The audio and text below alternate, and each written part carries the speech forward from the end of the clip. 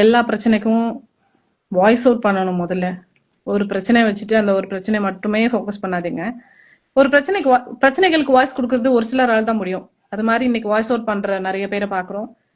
அவங்கலாம் hats off. ஏன்னா நிறைய பேரு உமனா கொட்டையாவே இருப்பாங்க. வாய்ஸ் அவுட் பண்ணவே மாட்டாங்க எந்த விஷயத்தையும். ஸ்கூல்ல இருந்து வயசான வரைக்கும் ஒரு தப்புன்னு அந்த இடத்துல வாய்ஸ் அவுட் பண்ண மாட்டாங்க. பக்கத்து வீட்டுக்காரனுக்கு ஒண்ணுனா வாய்ஸ் அவுட் பண்ண மாட்டாங்க. அப்படிலாம் இல்லாம நாட்டுல நடக்கிற பிரச்சனைக்கு வாய்ஸ் அவுட் பண்றதே பெரிய விஷயம். It's a great thing. But still இப்போ வாய்ஸ் அவுட் பண்றவங்க அண்ட் டாக் லவர்ஸ்ன்ட்டு நிறைய பேரை பாக்குறோம். அவங்க பேசுற விஷயங்கள் வந்து சிலர் நியாயம் இல்லாத விஷயங்கள், மனுஷங்களுக்கு அச்சுறுத்தல் இருக்கிறத அக்செப்ட் பண்ணிக்காத பொறுப்பில்லாத அந்த அன்பை கொஞ்சம் நீங்க கான்சியஸா குறைக்கணும்னு நினைக்கிறேன். அதுதான் நான் இதுல சொல்ல வர்றது.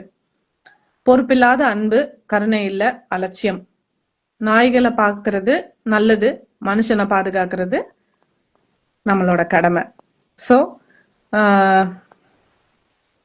நம்ம நாட்டுல நிறைய இந்த மாதிரியான சேஞ்சஸ் வர்றதுக்கு நீங்க சப்போர்ட் பண்ணணும். சுப்ரீம் கோர்ட் ஜட்மெண்ட்டையே கேள்வி கேட்டு சுப்ரீம் கோர்ட் இதையே வந்துட்டு இது எப்படி இப்படி பண்ணுவீங்க அப்படி பண்ணுவீங்கன்னு கேக்குறீங்க. பட் ஸ்டில் இதெல்லாம் வந்து கோர்ட் ஜட்மெண்ட்டை வந்து நம்ம யாருமே இது பண்ண முடியாது.